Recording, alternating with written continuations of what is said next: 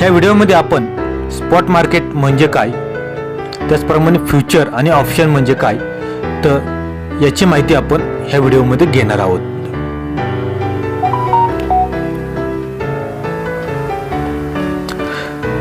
Spot market जेथे commodities, चलने आणि सिक्युरिटीज यांसारख्या तत्काळ वितरणासाठी आर्थिक साधनांची देवाणघेवाण केली जाते त्याला आपण स्पॉट मार्केट म्हणतो. म्हणजेच कमोडिटीमध्ये तुमचे ऑप्शन असतील, ऑप्शन बाईंग असतील, ऑप्शन सेलिंग असतील, सिक्युरिटीजमध्ये तुमचे किंवा कंपनीचे शेअर असतील, यांची देवाणघेवाण केली जाते आणि ती तुम्ही पैसे भरल्याबरोबर तुम्हाला ते शेअर तुमच्या अकाउंटमध्ये लगेच मिळतात. त्याला आपण स्पॉट मार्केट असे म्हणतो. आता फ्युचर मार्केट म्हणजे काय?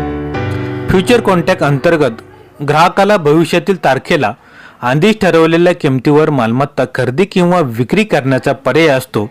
फ्युचरमध्ये व्यापार करणारे दोन्ही पक्ष कराराची पूर्तता करण्यास बांधील असतात. याला फ्युचर मार्केट असे आपण म्हणतो. म्हणजेच समजा आज एका शेअरची किंमत 30 रुपये आहे, परंतु तुम्हाला वाटतं की भविष्यामध्ये ती शेअर एक महिन्याने 30 ऐवजी त्या ठिकाणी 40 रुपयापर्यंत जाऊ शकतो असे तुम्हाला वाटते. म्हणजेच तुम्ही काय करता, हा शेअर आज बुक करता एक टोकन अमाऊंट देऊन. म्हणजेच त्याचा ऑप्शन तुम्ही खरेदी करता.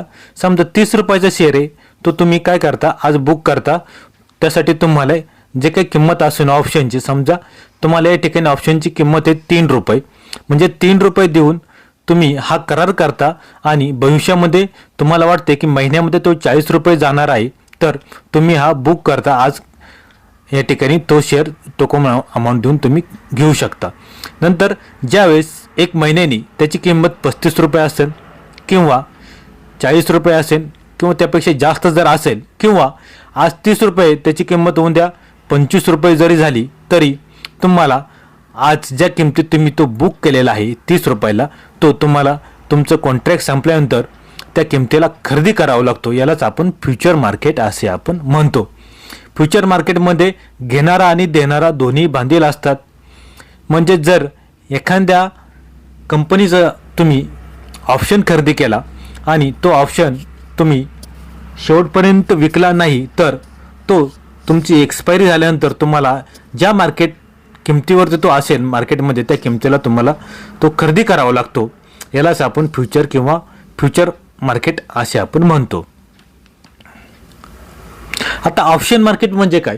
तुम्ही पाहिलं फ्युचर मार्केटमध्ये एक कंपनीचा शेअर आज बुक केला आणि तो बुक केल्यानंतर महिन्यानी जी काही किंमत असेल त्या किमतीला तो खरेदी करावा लागतो. मग त्याच्यामध्ये कधी प्रॉफिटही होतो, कधी लॉसही होतो. किंमत जर उतरलेली असेल तर तुमचा लॉस होऊ शकतो, किंमत चढलेली असेल तर तुमचा त्या ठिकाणी प्रॉफिट होऊ शकतो. परंतु ऑप्शन मार्केटमध्ये तसे नाही आहे. तुम्हाला वाटलं की समजा तुम्ही शेअर आज खरेदी केला, 30 रुपयाचा शेअर आहे, तुम्ही एक टोकन अमाऊंट देऊन 3 रुपयाला तो शेअर आज खरेदी केला. तो शेअर पुढे जाऊन एक 15 दिवसांनी त्या शेअरची किंमत झाली या ठिकाणी 25 रुपये. मग तुम्हाला वाटतं की मार्केट खूपच खाली येणार आहे, त्यावेळेस तुम्ही तो विकू शकता. म्हणजे तुमचा जो काही करार आहे तो करार पूर्ण होण्याच्या अगोदर विकू शकता. यालाच आपण ऑप्शन मार्केट म्हणतो. किंवा 30 रुपयाची जी शेअरची आज किंमत आहे, तुम्ही 3 रुपयाला जो टोकन अमाऊंटला खरेदी केलेला आहे, तो शेअर 30 रुपयाऐवजी 40 रुपये गेला 10 दिवसांमध्ये, तर तुम्ही त्या शेअर 40 रुपयाला त्या ठिकाणी विकू शकता. आणि 30 रुपयाला खरेदी केलेला शेअर टोकन अमाऊंटने तुम्ही 40 रुपयाला विकू शकता आणि 40 रुपयाला विकून तुमचे पैसे तुम्ही या ठिकाणी तुमचा प्रॉफिट तुम्ही घेऊ शकता. यालाच ऑप्शन मार्केट असे आपण म्हणतो. फ्युचर आणि ऑप्शन हे वेगळे नाही आहे, एकच आहेत. फक्त ऑप्शनमध्ये तुम्ही पाहिजे तेव्हा तो शेअर विकू शकता. फ्युचरमध्ये तो शेअर तुम्हाला खरेदी करावाच लागतो. हे 2 गोष्टी महत्त्वाच्या आहेत. आता ऑप्शन हा एक आणखी प्रकारचा उत्पन्नाचा करार आहे, जो क्वालिटी विशिष्ट किमतीवर मालमत्ता खरेदी किंवा विक्री करण्याचा अधिकार देतो. परंतु त्या तारखेला समभाग खरेदी किंवा विक्री करण्याचे कोणतेही बंधन नाही. आवश्यक असल्यास तो कधीही ऑप्शन कॉन्ट्रॅक्टमधून बाहेर पडू शकतो, पण फ्युचर कॉन्ट्रॅक्टच्या बाबतीत हे शक्य नाही. फ्युचर डिलिव्हरीच्या वेळी तुम्हाला करार पूर्ण करावाच लागतो. त्यामध्ये 2 प्रकारचे पर्याय आहेत. पहिला कॉल ऑप्शन आणि दुसरा पुट ऑप्शन.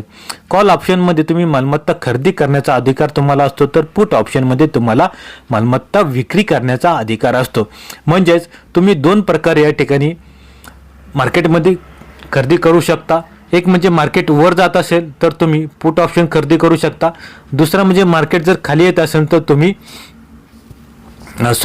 मार्केट जर वर जात असेल तर तुम्ही कॉल ऑप्शन खरेदी करू शकता आणि मार्केट जर खाली येत असेल तर तुम्ही पुट ऑप्शन या ठिकाणी खरेदी करू शकता. म्हणजे त्या ठिकाणी दोन्ही प्रकारे तुम्ही खरेदी आणि विक्री करू शकता आणि एक टोकन अमाऊंट देऊन तुम्ही ऑप्शन किंवा फ्युचरमध्ये या ठिकाणी खरेदी किंवा विक्री करू शकता.